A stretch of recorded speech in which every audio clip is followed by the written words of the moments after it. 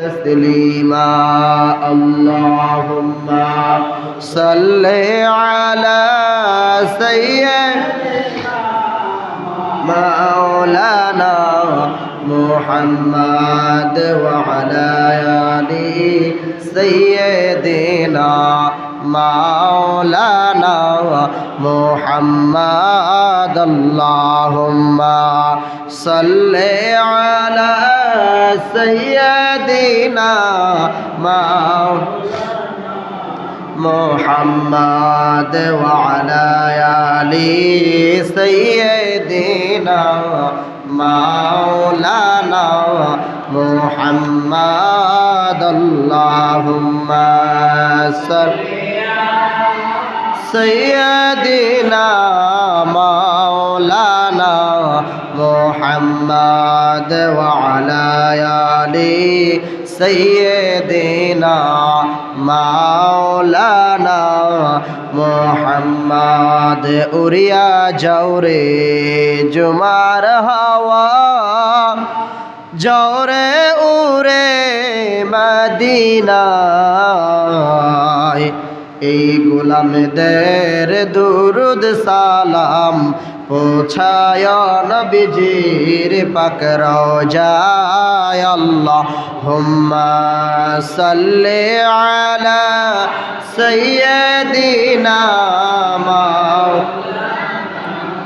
মুহাম্মদ ওয়া আলা আলি সাইয়্যিদিনা মাওলানা মুহাম্মদ আল্লাহুম্মা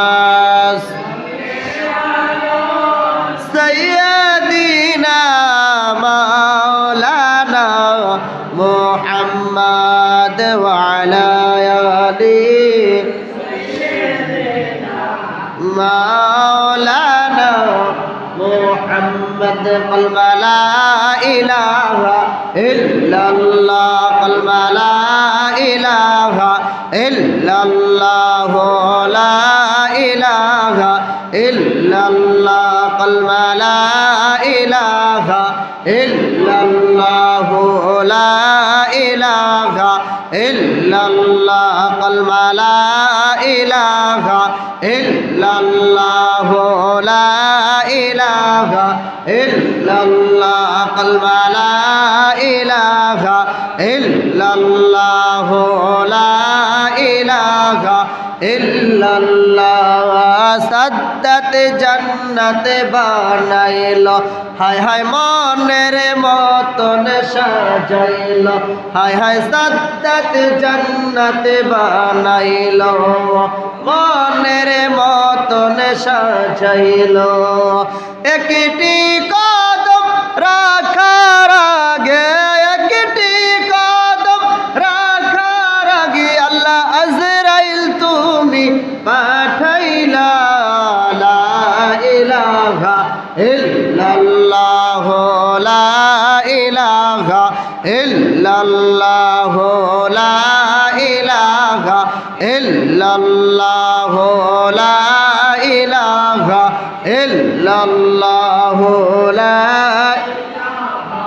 ইল্লাল্লাহ লা ইলাহা ইল্লাল্লাহ বহু দূরে মদিনা হায় হায় কেমনে যাব জানি না বহু দূরে মদিনা হায় হায় কেমনে যাব জানি না দয়াল আল্লাহ দয়া কর দয়াল আল্লাহ দয়া কর পুরো মনের বাসনা লা ইলাহা ইল্লাল্লাহ লা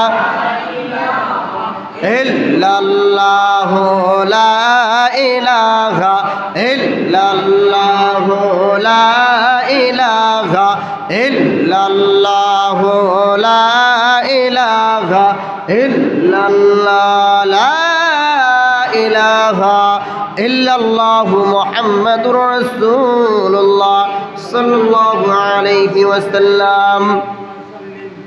আলহামদুলিল্লাহ, আল্লাহ পাকের শুকরিয়া আদায় করি যে মহান মালিক, যে মহান মুনিব আমাদেরকে ভালোবেসে সৈয়দুল আইয়াম ইয়াউমুল জুমআ হজ্জুল মাসাকিন ঈদুল লিল মুসলিমিন গরিবের হজের দিনে সপ্তাহের শ্রেষ্ঠতম দিন তথা জুমার দিনে আল্লাহ তাআলার ঘর বাইতুল্লাহর অংশ মসজিদের মধ্যে আসার বসার মহান মুনিবের কুদরতি কদমে শাওয়াল মাসের চতুর্থ জুমায় আল্লাহ তাআলার ঘরে আসার বসার মহান মুনিবের কুদরতি কদমে কয়েকটি সেজদা করার তৌফিক সময় করে দিয়েছেন, সুযোগ করে দিয়েছেন। এজন্য আল্লাহ তাআলার শুকরিয়া আদায় করি। সাথে সাথে আকেরাম তাজদার মদিনা আফতাব নবুয়ত শাহনশাহ রিসালাত দো জাহানের বাদশা নবী সৈয়দুল মুরসালিন খাতামুন নবিয়্যিন শাফিউল মুজনিবিন শাফায়াতের কান্ডারি নবী উম্মতের দরদি নবী নবী মুহাম্মদুর রাসূলুল্লাহ সাল্লাল্লাহু আলাইহি ওয়াসাল্লামের কদম পাকে দুরূদ ও সালাম পাঠানোর তৌফিক দান করেছেন। এজন্য উচ্চ কণ্ঠে উচ্চ আওয়াজে হৃদয়ের গভীরতম স্থান থেকে আল্লাহ তাআলার শুকরিয়া আদায় করে প্রাঞ্জল ভাষায় জবান খুলে আল্লাহ তাআলার শুকরিয়া আদায় করে পড়ি আলহামদুলিল্লাহ।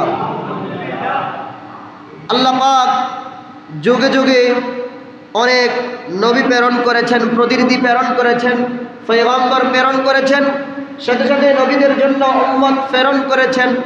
হেদায়েতের জন্য আল্লাহ তাআলা নবুয়তের দরজা খুলে দিয়ে হযরতে আদম সফিউল্লাহ আলাইহিস সালাতু ওয়াস সালাম থেকে নবী মুহাম্মদ সাল্লাল্লাহু আলাইহি ওয়াসাল্লাম পর্যন্ত বান্দার হেদায়েতের জন্য হেদায়েতের আলো প্রদীপ জ্বালানোর জন্য আল্লাহ তাআলা যুগে যুগে পয়গম্বর প্রেরণ করেছেন।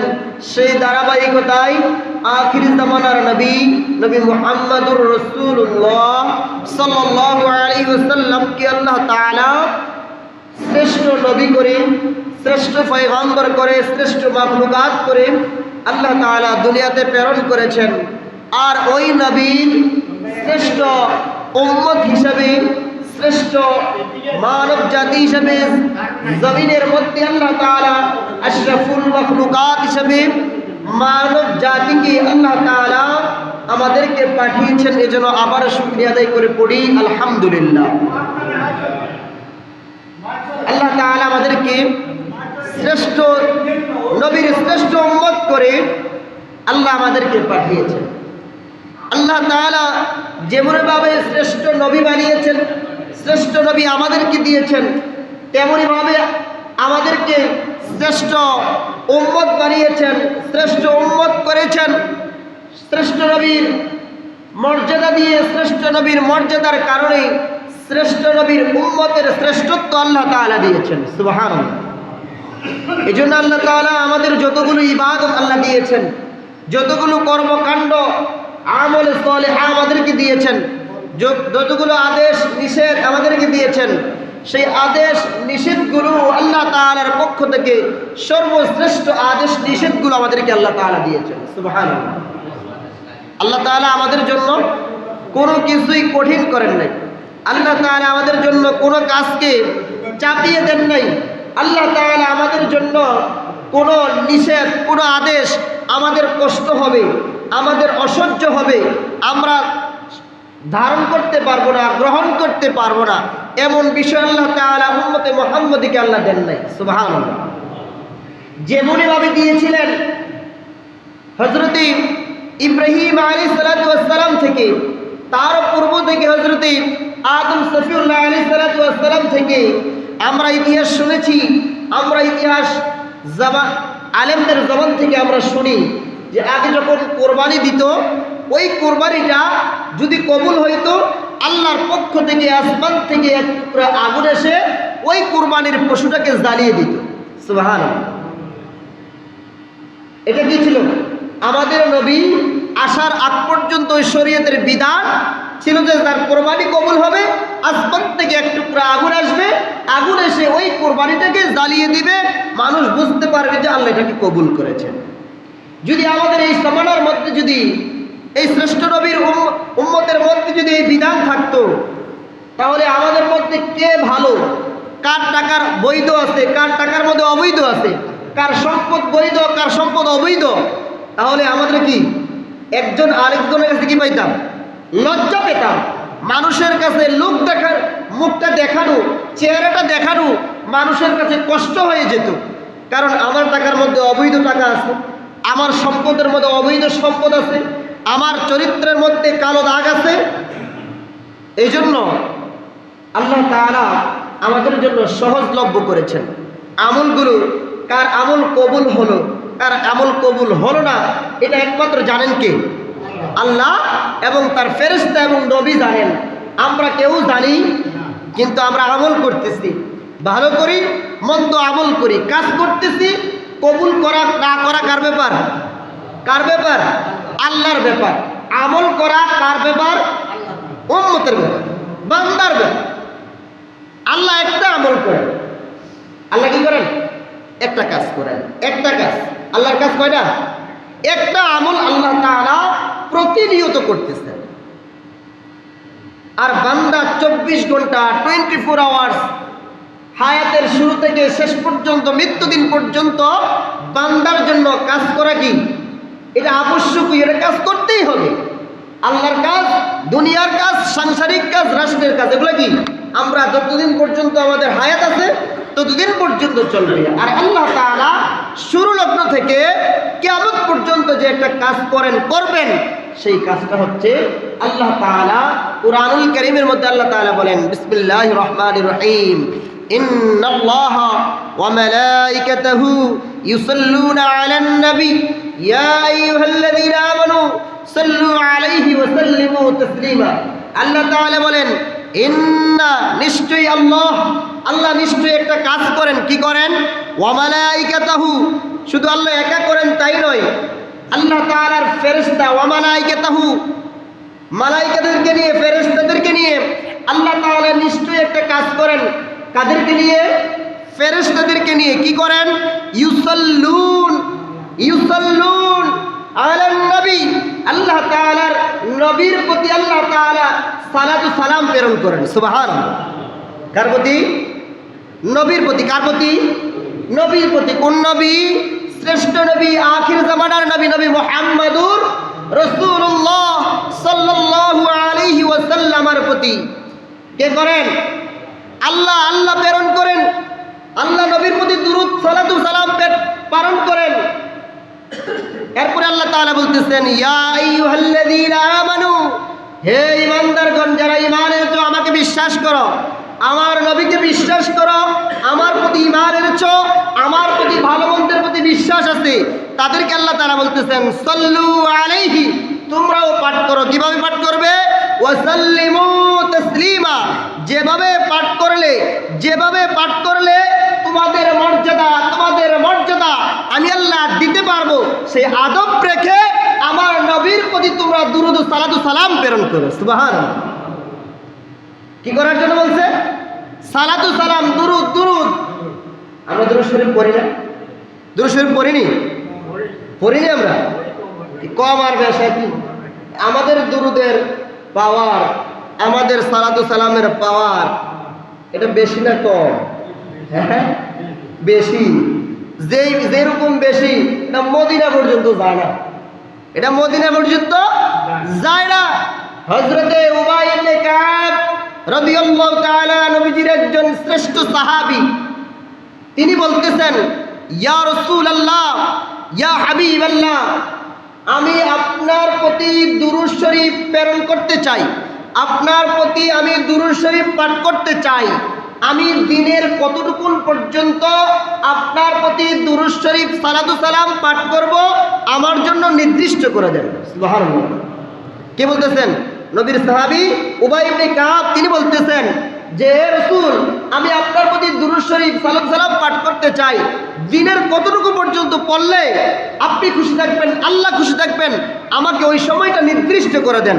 নবী বললেন, হে উবাই ইবনে কাব, তুমি যত বেশি পাঠ করবে আল্লাহ তোমাকে কল্যাণ দান করবেন। সুবহানাল্লাহ। যত বেশি পাঠ করবেন কি করবেন? কল্যাণ দান করবেন, তুমি আরো বৃদ্ধি করতে পারো। হযরতে উবাই ইবনে কাব রাদিয়াল্লাহু তাআলা, তিনি বললেন, ইয়া রাসূলুল্লাহ, ইয়া হাবিবাল্লাহ, আমি দিনের 4 ভাগের 1 ভাগকে আপনি নবীর প্রতি দুরূদ শরীফ পড়ার জন্য আমি উবাই ইবনে কাব ওই দিনের এক অংশ আমি নির্দিষ্ট করে নিলাম। সুবহানাল্লাহ। নবী বললেন তুমি আরো যদি বৃদ্ধি করো আল্লাহ তোমাকে মর্যাদা বাড়াই দিবেন। সুবহানাল্লাহ। উবাই ইবনে কাব আবার দ্বিতীয়বার বললেন ইয়া রাসূলুল্লাহ আমি দিনের 4 ভাগের 2 ভাগকে আপনি নবীর প্রতি দুরূদ শরীফ পড়ার জন্য আমি দিনের অর্ধেক দিন আপনার প্রতি দুরূদ শরীফ পড়ব, এই দিনকে আমি কুরবান করে দিলাম। সুবহানাল্লাহ। নবী বললেন হে উবাই ইবনে কাব তুমি যদি আরো বৃদ্ধি করো আল্লাহ তাআলা তোমার জীবনের গুনাহগুলো মাফ করে দিবেন। সুবহানাল্লাহ। উবাই ইবনে কাব আবার বললেন ইয়া রাসূলুল্লাহ আমি দিনের 4 ভাগের 3 ভাগকে আপনার নবীর প্রতি আপনার প্রতি দুরূদ শরীফ পাঠ করার জন্য দুরূদ শরীফ পড়ার জন্য দিনের 4 ভাগের 3 ভাগকে কুরবান করে দিলাম। রাসূল বললেন হে উবাই ইবনে কাব তুমি যদি আরো বৃদ্ধি করো তোমার জন্য কল্যাণ হবে। উবাই ইবনে আবার চতুর্থবার বললেন ইয়া রাসূলুল্লাহ ইয়া হাবিবাল্লাহ আমি দিনের 4 ভাগের 3 ভাগ নয় আমার জীবনকে আমি উবাই ইবনে কাব আপনার প্রতি দুরূদ শরীফ প্রেরণ করার জন্য আমার জীবনকে কুরবান করে দিলাম। সুবহানাল্লাহ। তখন চতুর্থবারের পরে রাসূল বললেন হে উবাই ইবনে কাব আল্লাহ তাআলা তোমার মর্যাদা বৃদ্ধি করে দিয়েছেন, তোমার জীবনের গুনাহগুলো মাফ করে দিয়েছেন। সুবহানাল্লাহ। তাহলে নবীর দুরূদ শরীফ পড়লে কি হয়? মর্যাদা বেড়ে যায়। নবীর প্রতি দুরূদ সালাতু সালাম পড়লে কি হয়ে যায়? মর্যাদা বাড়াই দেন কে? আল্লাহ বাড়াই দেন। শুধু তাই না উবাই ইবনে কাবকে বললেন তোমার মর্যাদা আল্লাহ বৃদ্ধি করে দিয়েছেন, আল্লাহ তোমার জীবনের গুনাহগুলো মাফ করে দিয়েছেন। আপনারা বলেন তো যাদের জীবনের গুনাহরাই তারা কি জান্নাতি না জাহান্নামী? হ্যাঁ জান্নাতি। তাহলে বোঝা যায় নবীর দুরূদ শরীফ সালাতু সালাম পাঠ করলে মর্যাদা বৃদ্ধি হয়ে যায়, জীবনের গুনাহ মাফ হয়ে যায়। তার মানে এটাই দাঁড়ায় যে ওই ব্যক্তিটা আল্লাহর জান্নাতি। ওই ব্যক্তিটা কি জান্নাতি। তাহলে নবীর প্রতি দুরূদ শরীফ কম করবো না বেশি পড়বো? দুরূদ শরীফ পাঠ কি কম করবো না বেশি করবো? বেশি পড়বো। ফতুয়ায়ে শামীর মধ্যে আল্লামা শামী রাহমাতুল্লাহি আলাইহি তিনি বলতেছেন জীবনে একবার, কয়বার? জীবনে একবার দুরূদ ও সালাতু সালাম পাঠ করা ফরজ। জীবনে একবার দুরূদ পাঠ করা কি? কথা বুঝেন নাই? জীবনে একবার দুরূদ শরীফ সালাতু সালাম পাঠ করা ফরজ। আর নবীর নাম যতবার শুনবে, নবীর নাম যতবার শুনবে ততবার নবীর প্রতি দুরূদ শরীফ পড়া ওয়াজিব। প্রথমবার কি? একবার জীবনে একবার পড়া ফরজ। আর নবীর নাম যতবার কেউ শুনবে, কেউ বলবে, নিজে নিজে বলো অন্য থেকে শুনো, ততবার নবীর প্রতি দুরূদ শরীফ পড়া কি? ওয়াজিব। কি? দ্বিতীয়বার কি? নবীর নাম শুনলে দুরূদ শরীফ পড়া কি? ওয়াজিব। দুরূদ শরীফ পড়া ওয়াজিব। আর যদি কোনো প্রতিবন্ধকতা না থাকে, কোনো বাধা বিপত্তি না থাকে, সর্বক্ষণ নবীর প্রতি ভালো কাজের আগে দুরূদ শরীফ পড়া মুস্তাহাব। কথা কি বুঝা গেছে? জীবনে একবার দুরূদ শরীফ সালাতু সালাম পড়া কি? ফরজ। আর নবীর নাম শুনলেই, নবীর নাম বললেই দুরূদ শরীফ পড়া কি? ওয়াজিব। শুনলে বললে দুরূদ শরীফ পড়া কি? ওয়াজিব। আর ভালো কাজের পূর্বে দুরূদ শরীফ পড়া সালাতু সালাম পড়া কি? মুস্তাহাব। ভালো কাজের পূর্বে কি? দুরূদ শরীফ পড়া মুস্তাহাব। তাহলে আমাদের দেশে ভালো কাজ হয় কিনা? আমরা ভালো কাজ করি কিনা? কি ভালো কাজ করি না আমরা? আজান দেওয়া এটা কি ভালো কাজ? আজান দেওয়া কি? কথা কেন? আজান দেওয়া কি? এটা ভালো কাজ। কেন ভালো কাজ? এই আজান দিয়ে মানুষকে আহ্বান করা হয়। মানুষকে কিসের দিকে আহ্বান করা হয়? কল্যাণের দিকে, সালাতের দিকে, নামাজের দিকে। আল্লাহর আহ্বান, আল্লাহর হুকুম পালন করার জন্য মানুষ মসজিদে আসবে, ইবাদতালয়ে আসবে, এখানে ইবাদত করবে, আল্লাহর হুকুম পালন করবে। এর জন্য আজান দেওয়া হয়, আজান দিয়ে আহ্বান করা হয় মানুষকে। এই আজানের আগে যদি সালাতু সালাম পাঠ করে গুনাহ হবে না সওয়াব হবে? সবাই এক বাক্যে উত্তর দিবেন। আজানের আগে সালাতু সালাম দুরূদ শরীফ পড়লে গুনাহ হবে না সওয়াব হবে? যদি সওয়াব হয় পড়া যাবে তো ইনশাআল্লাহ? কি কয়? পড়া যায় তো না? সালাতু সালাম পড়া যাবে? যাবে। যদি যায় তাহলে আজানের আগে সালাতু সালাম পড়া দরকার আছে না নাই? পড়লে সওয়াব না গুনাহ? পড়লে সওয়াব আছে। আর আমরা যে আজকে মসজিদে আসছি, এখন জুমার নামাজে আসলাম, আমরা সকলের মনে কি নিয়ত? গুনার নিয়ত না সওয়াবের নিয়ত? কথা বলছেন নাই মনে হয়। আমরা আজকে মসজিদে আসলাম, সওয়াবের নিয়তে আসলাম না গুনার নিয়তে আসলাম? সওয়াবের নিয়তে আসলাম। তো আযানটা যে দেওয়া হলো, এটা কি গুনার নিয়তে না সওয়াবের নিয়তে? আর ফতোয়া আপনারা দিবেন, আমি প্রশ্ন করবো, ফতোয়া আপনারা দিবেন। সূক্ষ্ম চিন্তা করেন, সওয়াব যদি আমরা সওয়াবের নিয়তে মসজিদে আসছি, আযানও সওয়াবের নিয়তে দেওয়া হয়েছে, এই সওয়াবের কাজের ভালো কাজ, দেখি কাজ ভালো কাজ, ভালো কাজের আগে ফতোয়ায়ে স্বামী, যিনি হাজার হাজার হাদিসের হাফেজ, যিনি হাজার হাজার মাসআলার লেখক, যিনি উম্মতে মুহাম্মদীকে সহজ কিছু বিষয়, কঠিন বিষয়গুলোকে সহজ করে আমাদেরকে দিয়েছেন, ফতোয়াগুলো আমাদেরকে দিয়েছেন, যেগুলো মেনে মেনে আমাদের ইসলামগুলো আমরা সুন্দরভাবে পালন করতে পারবো। তিনি বলতেছেন যে ভালো কাজের আগে দুরূদ শরীফ পড়া, সালাতু সালাম পাঠ করা মুস্তাহাব, ভালো কাজ, উত্তম কাজ। তাহলে আযানের আগে সালাতু সালাম দেওয়া যাবে কিনা? যাবে তো না? এখানে সেখানে বলি নাই, দেওয়া যাবে তো? দেওয়া যায় তো নাকি? এটা তো গুনার কাজ না, এটা কোনো মারামারির কাজও না, ঝগড়ার কাজও না। যদি করি সওয়াব বেশি না কম? সওয়াব কি বাজারে বেচবুনি? আপনাদের পার্শ্ববর্তী কোনো বাজারে বেচেনি সওয়াব? মন কত, কেজি কত পাওয়া যাবে? আমি যদি একটা মুস্তাহাব আমল করি, একটা ইজমা আছে, একটা কিয়াস আছে, আমরা যখন আমল করি, আমলের মধ্যে ত্রুটি বিচ্যুতি আছে না নাই? কি বলেন, ত্রুটি বিচ্যুতি আছে না নাই? এই ত্রুটি বিচ্যুতিগুলো, যেমন একটা উদাহরণ দেই, আপনাদের মা বোনেরা, আমার মা বোনেরা যখন বাড়িতে চাল দুইয়া ওই জামজুর আছে, এটা জাহিকন জামজুর কন ছিদ্র আছে, এটা অনেক দিন দুইতে পরিষ্কার যদি না করে জাম হয়ে যায় না? ছিদ্রগুলো মজে যায় না? তো রাসূল বলতেছেন যে কোনো বান্দা যখন আমল করে, ওই আমলের মধ্যে যদি ত্রুটি বিচ্যুতি থাকে, ওই বান্দার ফরজ আমলগুলো, ওয়াজিব আমলগুলো, নফল ইবাদত দিয়ে ওই ঘাটতিগুলো আল্লাহ তাআলা পূরণ করে দেন। সুবহানাল্লাহ।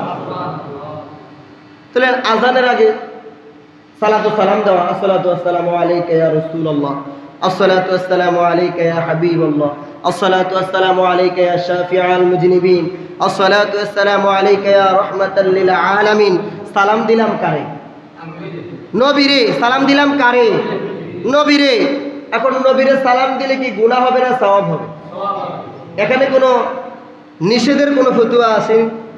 আমরা যে যারা, আমাদের মধ্যে অনেকে আছেন মদিনা শরীফ জিয়ারত করেছেন, মক্কা জিয়ারত করেছেন, মদিনা শরীফ যে যায়া দাঁড়ায় সালাম দেই না? যায় সালাম দেন, আসসালাতু ওয়াসসালামু আলাইকা ইয়া রাসূলুল্লাহ, দেয়নি? কি আজি সাহেবরা দেয়নি? ওইখানে কারে সালাম দিছে? নবীরে সালাম দিছে।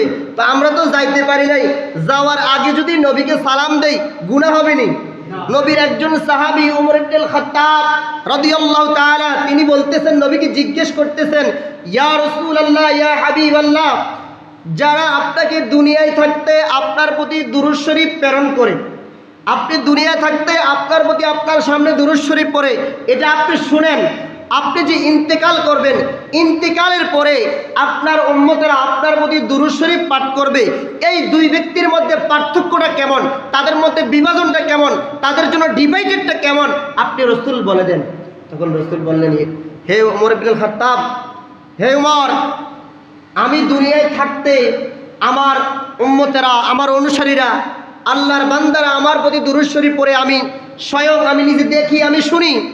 যখন আমার ইন্তেকালের পরে কোনো আশেক উম্মত যদি মনের ভিতরে এমন চিন্তা নিয়ে, এমন বাসনা নিয়ে যে আমাকে দেখলে তার জাহান্নাম হারাম হয়ে যাবে, আমাকে দেখলে তার জান্নাত ওয়াজিব হয়ে যাবে, এমন বাসনা নিয়ে, এমন আশা নিয়ে, আকাঙ্ক্ষা নিয়ে যদি কোনো আশেক উম্মত যদি দুরূদ শরীফ প্রেরণ করে, আমি রওজার মধ্যে শুয়ে ওই উম্মতের দুরূদের আওয়াজ আমার কান মুবারক দিয়ে শুনি। সুবহানাল্লাহ।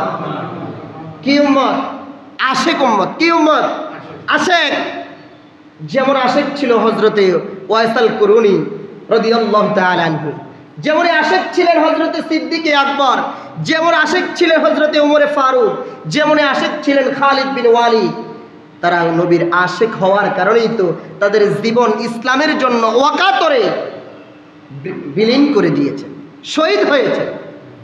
আর আমরা তো শহীদ হওয়া লাগবে, আমরা ইসলাম তো অটোমেটিক পেয়ে গেছি, অ্যাডভান্স পেয়ে গেছি, একটা সাজানো ঘর আমরা পেয়ে গেছি, যেটার জন্য আমাদের কদর কমে গেছে, আমাদের এটার প্রতি মায়া মমতা ভালোবাসা যেরকম থাকা দরকার এমন আমরা কমে গেছে। তো হযরতে ওমর ইবনে খাত্তাব রাদিয়াল্লাহু তাআলা যখন জিজ্ঞেস করলেন যে আপনি ইন্তেকালের পর আপনার আশিক উম্মতরা, আপনি যদি আপনার সাথে অগাধ ভালোবাসা নিয়ে আপনার প্রতি দুরূদ শরীফ পড়ে আপনি নিজ কান দ্বারা শোনেন, যাদের ঈমান একটু দুর্বল, তারা যারা কম আশিক এলো আশিক হইতে পারে নাই, তাদের দুরূদ শরীফ আপনি কেমনে শোনেন? তো রাসূল বললেন যে সারা পৃথিবীর মধ্যে আল্লাহর জগতের মধ্যে আল্লাহ তাআলা একদল ফেরেশতা রেখেছেন, যাদের কাজ শুধু আমার প্রতি যারা দুরূদ শরীফ পাঠ করবে তাদের দুরূদগুলো আমি নবীর কাছে এনে তারা পেশ করবে। সুবহানাল্লাহ। তো রাসূল বললেন শুধু আমার কাছে তারা দুরূদ শরীফ পেশ করে, যারা আমি যাদের দুরূদ শরীফ আমার কান দিয়ে শুনি, শুধু তাই না আমি রাসূল তাকে চিনি। সুবহানাল্লাহ। রাসূল কি করেন? যারা অগাধ ভালোবাসা নিয়ে নবীর প্রতি দুরূদ শরীফ সালাতু সালাম পাঠ করেন, রাসূল রওজা থেকে ওই উম্মতকে রাসূল চিনেন। আর রাসূল চিনা মানে কি? রাসূল আমাদেরকে চিনবে, শুধু কি চিনে কি রাসূল ভুলে যাবেন? বিষয়টা কেমন? জি না, রাসূল বলতেছেন কোন উম্মত যদি আমার প্রতি বেশি বেশি দুরূদ শরীফ, আমার প্রতি সালাতু সালাম বেশি বেশি পালন করে, আমি রাসূল কাল কিয়ামতের ময়দানে ওই উম্মতকে সুপারিশ করে জান্নাতে নিয়ে যাওয়া আমার জন্য এটা ওয়াজিব হয়ে যায়। সুবহানাল্লাহ। বেশি দুরূদ শরীফ পড়লে, নবীর প্রতি বেশি অগাধ ভালোবাসা থাকলেই, আর নবীর প্রতি ভালোবাসা কেমন? নামাজ না পড়া, নামাজ বাদ দিয়া, সুদ খাইয়া, ঘুষ খাইয়া, হারাম কাজ কইরা আপনি দুরূদ শরীফ পড়বেন, আপনার কোনো আমল আল্লাহর দরবারে কবুল হবে। আপনার থাকতে হবে হালাল ইবাদত, হালাল রিজিক, আপনার শরীরে থাকতে হবে হালাল ইনকামের রক্ত। যদি থাকে তাহলেই আল্লাহ তাআলার রাসূল আমাকে আপনাকে চিনবেন, আর চিনার কারণেই কাল কিয়ামতের ময়দানে আল্লাহ তাআলার দয়ার মেহেরবানির কারণে রাসূল আমাদেরকে সুপারিশ করে জান্নাতে নিয়ে যাবেন। সুবহানাল্লাহ। তাহলে আমরা কি দুরূদ শরীফ কম পড়বো না বেশি পড়বো? হ্যাঁ, কেমন বেশি? ভালোবাসা নিয়ে নাকি মানুষকে দেখানোর জন্য? মানুষকে দেখানোর জন্য যদি ইবাদত করি, রাসূল বললেন আল্লাহ তাআলা নাযিল করে দিয়েছেন সূরাতুল মাউন, পারেননি সবাই? আরাআইতাল্লাযী ইউকাযযিবু বিদ্দীন ফাযালিকাল্লাযী ইয়াদউল ইয়াতীম ওয়া লা ইয়াহুদ্দু আলা তুআমিল মিসকিন ফাওয়াইলুল লিল মুসাল্লিন। আল্লাহ তাআলা বলেন কোন বান্দা যদি, কোন উম্মত যদি মানুষকে দেখানোর জন্য যদি আমল করে, ইবাদত করে, আমি আল্লাহ তাআলা ওই মুসল্লিদেরকে, ওই মুসলমানদেরকে, ওই বান্দাদেরকে ওয়াইল নামক একটা জাহান্নামে আমি আল্লাহ রেখে দিয়েছি, ওই জাহান্নামের মধ্যে আমি আল্লাহ তাদেরকে ফেলে দিব। নাউযুবিল্লাহ। তাহলে আমরা ইবাদত করব কাকে দেখানোর জন্য? আল্লাহকে দেখানোর জন্য। আমাদের ইবাদত হবে একমাত্র আল্লাহকে রাজি করার জন্য। আমার আপনার ইবাদত হবে একমাত্র আল্লাহ রাসূলের খুশি করার জন্য। এজন্য প্রিয় হাজরিন, আমাদের প্রত্যেকটা কাজ, যেই কাজগুলো আমরা করব আল্লাহকে খুশি করার জন্য করব, যেই কাজগুলো আমরা ঘৃণা করব আল্লাহকে রাজি করার জন্য করব। ভালো কাজটাও আল্লাহর জন্য। কাউকে যদি ঘৃণা করি, কাউকে যদি মন থেকে বাদ দিতে হয়, যেটা আল্লাহ রাজি থাকেন তাকে বাদ দিয়ে দেন। যাকে ভালোবাসলে আল্লাহ রাজি, রাসূল রাজি, ওই কাজটাই আপনারা করেন, ওই কাজটাই আমরা করতে হবে। আল্লাহ তাআলা যেন আমাদেরকে বুঝার, আমল করার আল্লাহ তৌফিক দান করেন। আমিন। ওয়া আখিরু দাওয়ানা আলহামদুলিল্লাহি রাব্বিল আলামিন। যারা